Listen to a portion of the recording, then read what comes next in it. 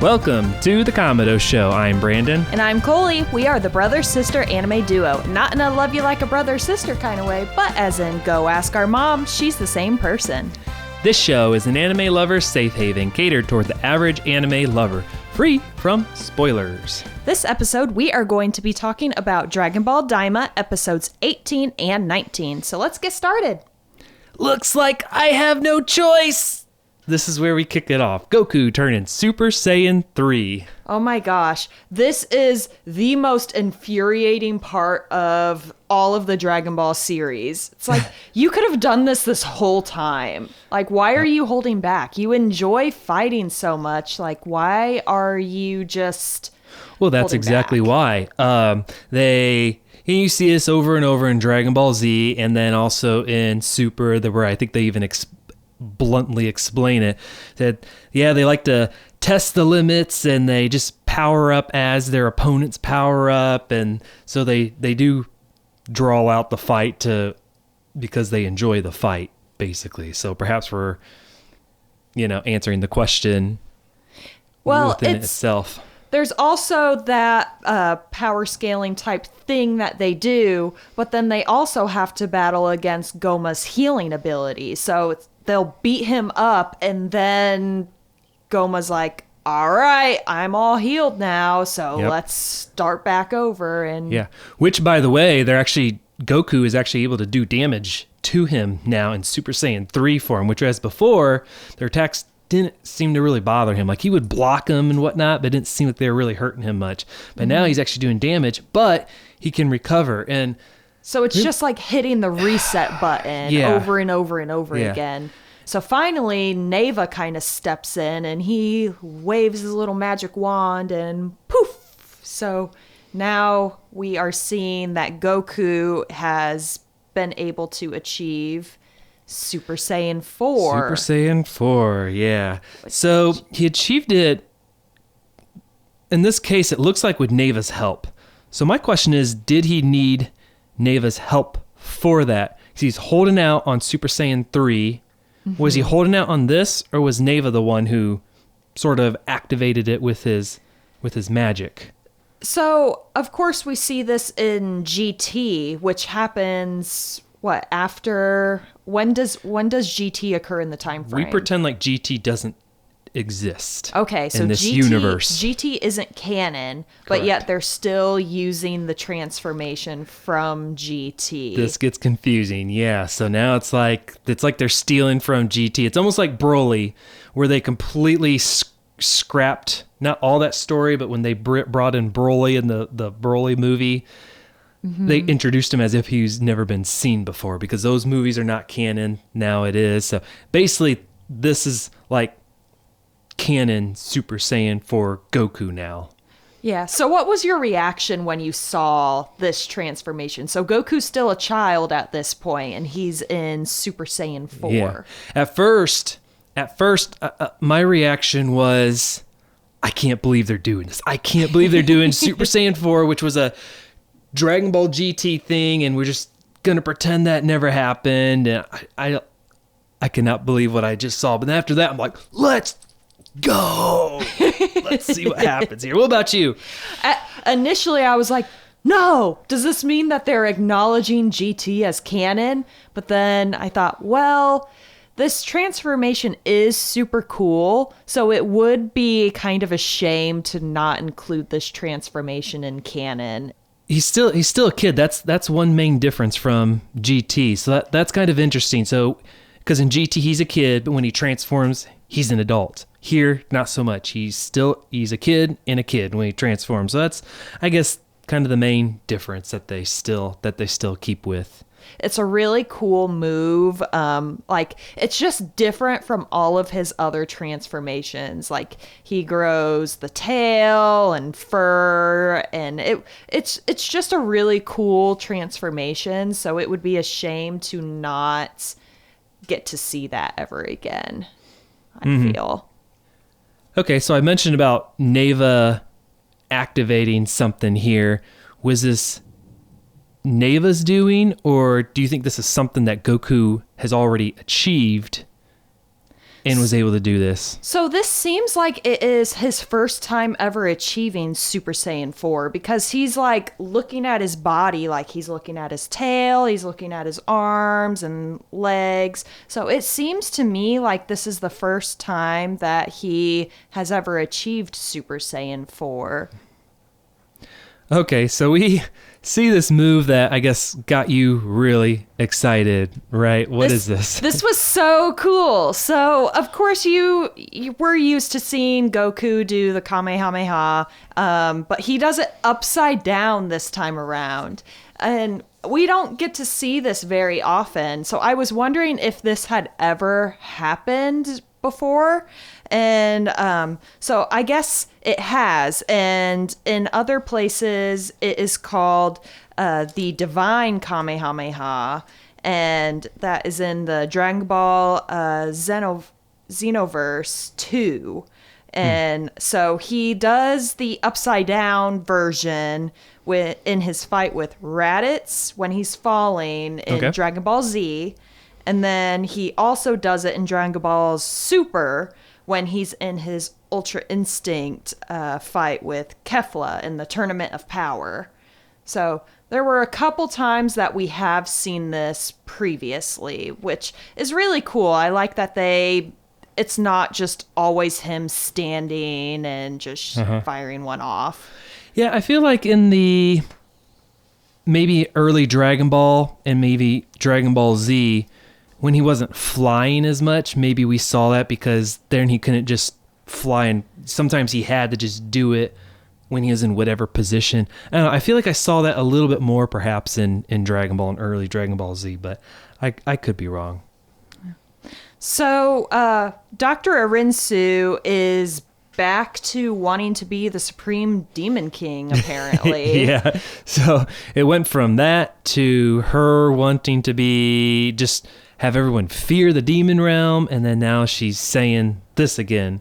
So, yeah, I'm a little confused in her motive. We had asked the question in our last episode, like, does she actually not really want to be the Supreme Demon King, or is she just saying that because her brother Degisu also wanted to be the Supreme Demon King? And she's like, no, I'm different. I don't want to be the Supreme Demon King like him. I'm different.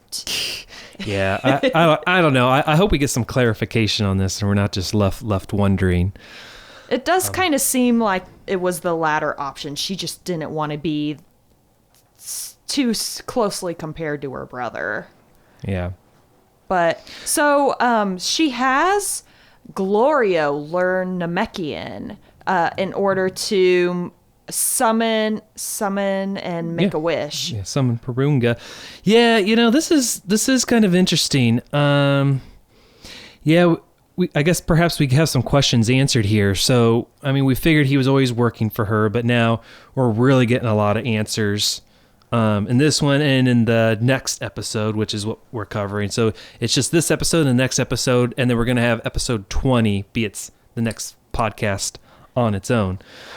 But yeah, I did find this really interesting. Why did Dr. Arinsu have Glorio learn it? Why didn't she just learn it herself? Like, she's super smart. She's a doctor, obviously. Why didn't she learn it so she could make the wish herself? That's a good question. Maybe just a matter of time. Maybe she had other things going on. She's like, you know what? I'm going to pay someone else to do this for me.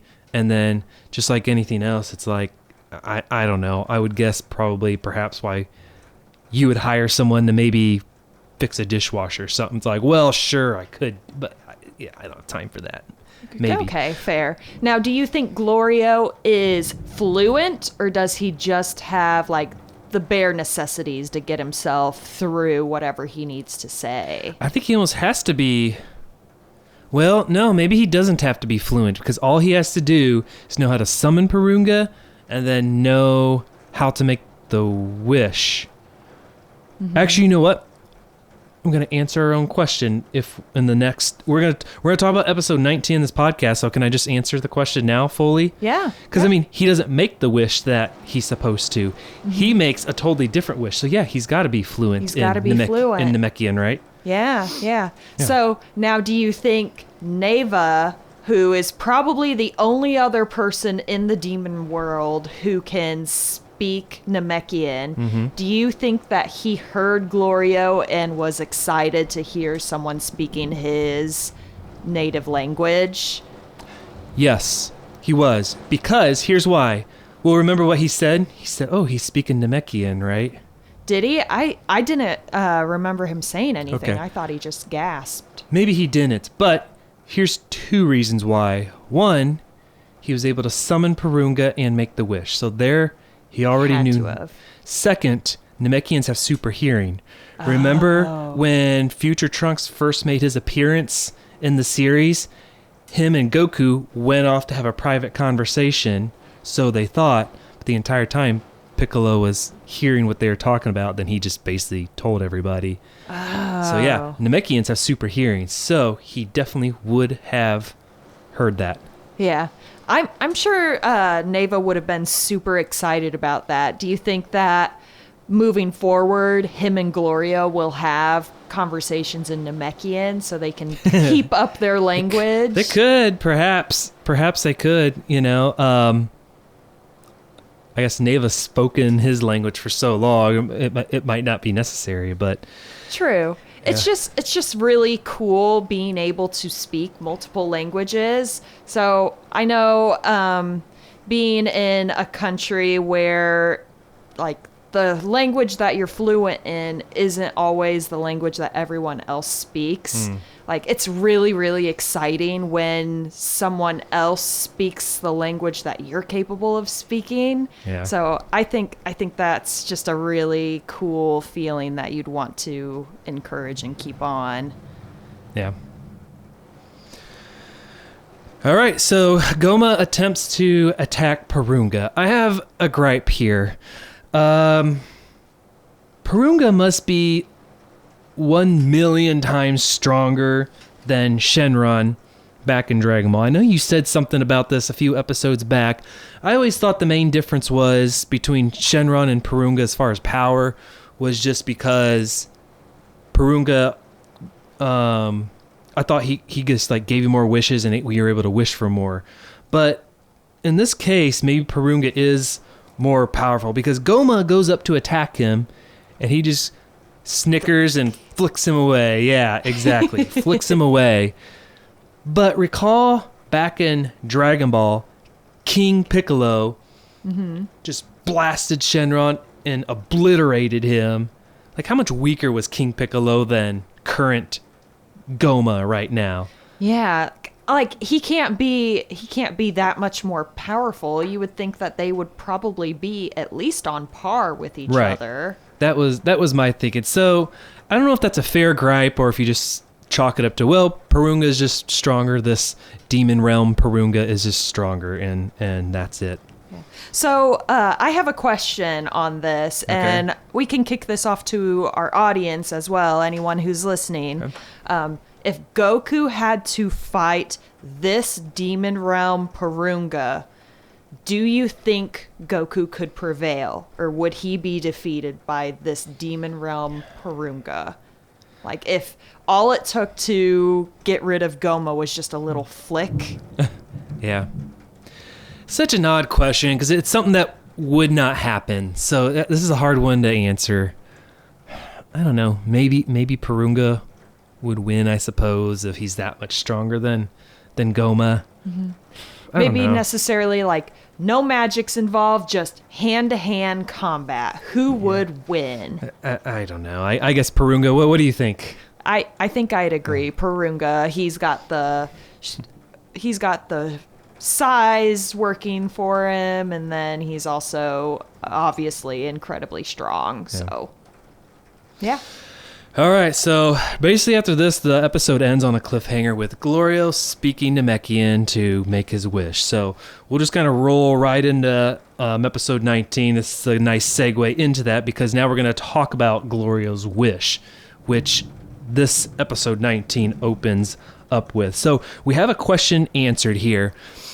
The question was that we asked in a past podcast episode. It might have been the last one, or maybe it was the one before, but it was a podcast episode recently.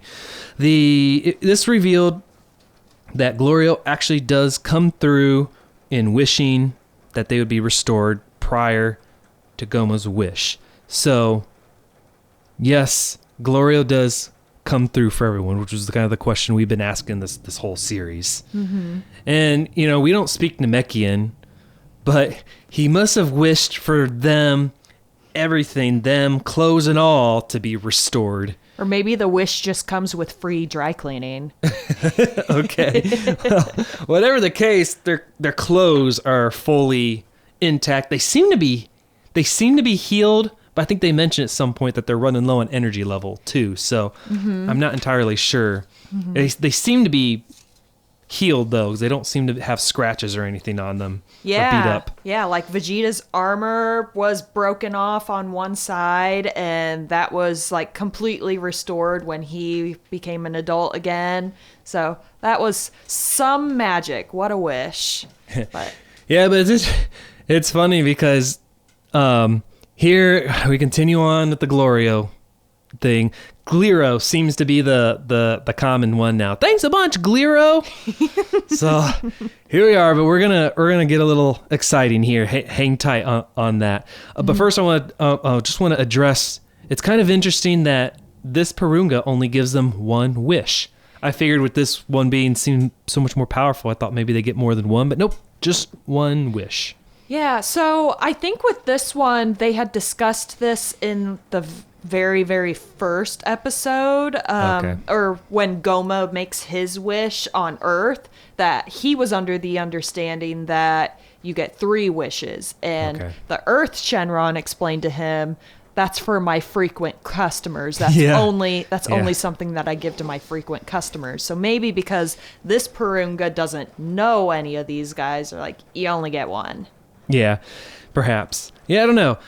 But, so like I said, this kind of answered some questions here. Arinsu fires Glorio. So, this basically tells us, he's been working for her for a long time. So he had to learn an entire language, Namekian. He had his collar removed, apparently. So she explained that she hired him from the 3rd demon realm. So you see, as they're journeying through the 3rd demon realm, he doesn't have a collar, but he seems to know his way around, be familiar with everything. So this basically answers all our questions. She probably picked him from the 3rd demon realm, said, okay, I need you to do all this stuff for me. So that's what's been going on for at least a pretty long time now. Yeah. So finally it happens.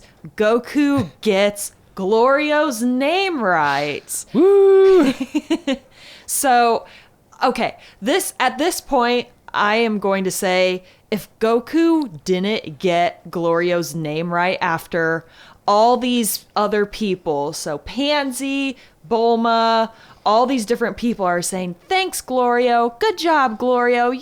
You are the best, Glorio. If Goku still said Gliro or something other than Glorio at this point, Goku's just being a jerk at this point. Yeah.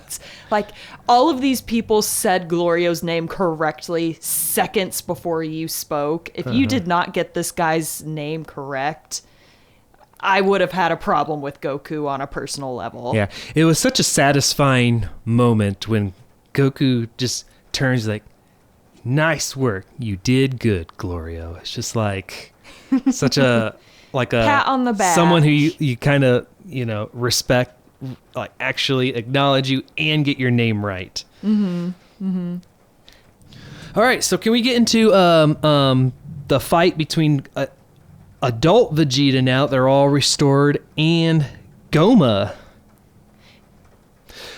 So the adults are clearly a lot stronger now because Vegeta can do damage to Goma just in his base form without any transformations. So apparently this wish that Goma made clearly weakened them quite a bit. So I want to follow up with a question we asked last episode, and I want to see if your answer is still the same. Who do you think would win in a fight between Jiren and Goma now? Easily Jiren. So okay. Let's keep in mind we have Super Saiyan 3 Vegeta beating him, but you have Goma's healing factor? Is that you still saying Jiren now? Jiren would win because now with like Goku turning Super Saiyan 4, and Goku and Vegeta both being like either 3 or 4 and kind of beating Goma, like those are steps below where Goku had to be to fight Jiren on a competitive level. Yeah, so many steps below. Yeah. So, but next, Goku explains, as he's watching them fight, he explains Vegeta Super Saiyan 3 won't last much longer. So while Vegeta is winning, Goma keeps healing. So Vegeta, while it is doing damage, it's not sticking. So, but meanwhile, Vegeta's running out of energy. And speaking of healing, like they're all standing around just watching him fight. Why isn't Dende actively healing everybody? They're all so tired. I thought maybe the Dragon Balls restoring them to their cells maybe healed them, but there's still some of them who actually are still injured. Like Dende could be healing them. Even they're gonna switch here in a little bit. Dende could have healed Vegeta. Yeah, he doesn't heal them. So I'm like, well, why isn't this? It seems like really poor strategy. But Vegeta not getting worn out in a Super Saiyan 3 form, and Goku saying this, I really want to make sure I make a point in this, what Goku said here. This could be possible justification for Vegeta not using Super Saiyan 3 in Super, because he uses it here in Daima, but not in Super. So this could be a possible reasoning for that. He can't hold it or sustain it very long. So maybe that's why he didn't use it against Beerus, perhaps. Someone could potentially argue. Mm-hmm. So they come up with a plan to remove the third eye, the tertian oculus. So they discover that it just takes 3 whacks in the back of the head consecutive to knock it out of his skull, right? So yeah, now we have... So in this podcast episode, we're going to answer... We have a lot of questions answered that we've been asking throughout the Dragon Ball Daima series. So we've been going through some. Here's another question answered that we asked. Deborah's father, he could take the third eye in and out as he wanted to. So this finally says, okay, this is how he did. He probably just... Maybe he didn't smack himself on the back of the head. Maybe it's just a matter of just tapping himself 3 times and boop, out it comes. So that answers that question. That's how he was able to do that. The second question is, of course, 3 blows in the back of the head. So chances are that's how they're going to win somehow here. Yeah. So they come up with a plan then. What's the plan they come up with to how to accomplish this? So Goku is going to distract him in the front and like fight him head on, and Piccolo is gonna sneak off behind him and he's gonna land the 3 consecutive blows. So Piccolo cloaks up because that's gonna make him more sneaky apparently, and he takes off to go saunter away and hide in the shadows and wait for the opportunity to arise. Yes. And meanwhile, Vegeta's still fighting him, and here's the problem. They got to say, okay, Vegeta, we got this plan how we're going to win. And, so how do we handle this? Call him off so that way we can get this plan and actually win this battle. How do we get this plan in action now? It's so funny how this Love occurs. This part. Bulma, she's just like, you leave this to me. I got this. And she says, Vegeta, you get your butt back here, or I am never taking another bath with you for as long as I live. Bulma's packing the goods, which we already knew. She's packing the goods to tame his princely Saiyan butt, I think is what she calls it. And just the look of utter horror on his face, the sudden slow-mo turn. Oh my gosh. And he just quickly bolts to her side, and he's like, nope, I'm stepping aside. Yep. Goku, you take it from here. I'd rather die to just standing, just fly back. I'm stepping aside for now. You take over. Yep. Hey, Yep. Vegeta's got his priorities. Like, you take care of your lady. Yeah. Yeah. Keep her happy. Protect those goods.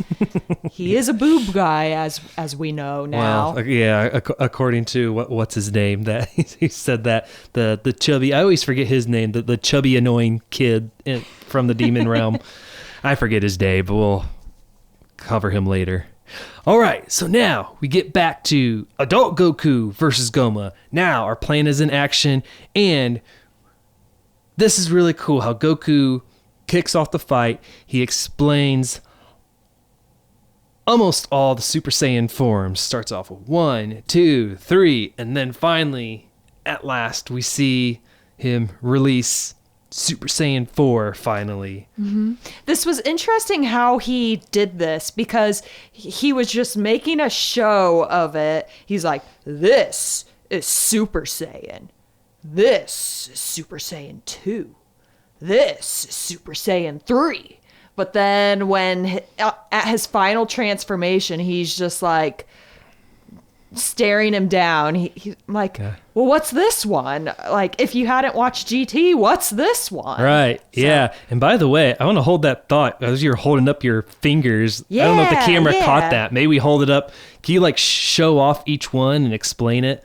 I just wanted to make sure we appreciated that while you're holding up the numbers. Yeah. So as you may have noticed already, I'm doing like a lot of hand gestures because I'm not used to having like fingernails on like this. Yeah. So this is my first time ever doing press on nails. That is sick. That is so cool. Yeah. If I'm gonna do them, I want to do cool anime nails. So I'm part of a Facebook group called Baddies Love Anime. It's a women's only anime group, and a gal on there, she sells press-on nails.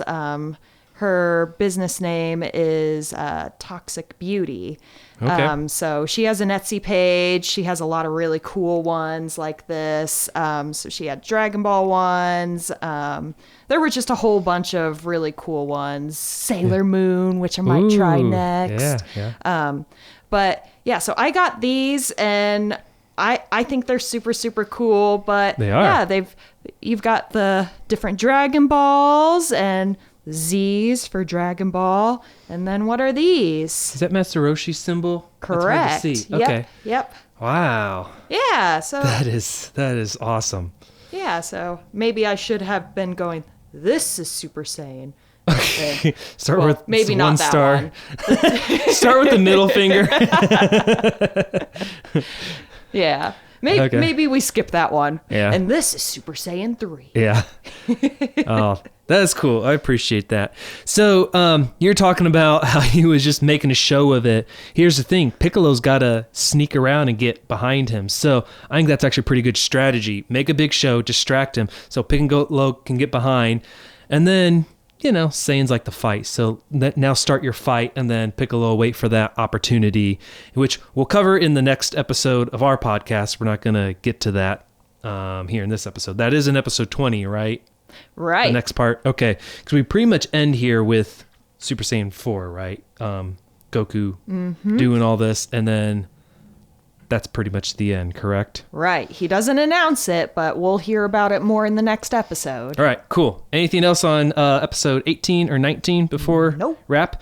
All right. Sounds very good. So this leaves us with one final episode of Dragon Ball Daima. So, just like how Daima will wrap up in one final episode, which is titled Maximum, we also will wrap up our discussion of this series of Daima in our next show, as well as just review the series as a whole. So, don't miss the finale next time. For the Kamado Show, I'm Brandon. And I'm Coley. Thanks for tuning in. Don't be a Kamado. Like and subscribe to our channel for more anime fun with your favorite brother-sister anime duo. Now, new episodes come out weekly, so let us know what you'd like us to talk about or if you'd like to be a guest. And we will see you next time on The Kamado Show.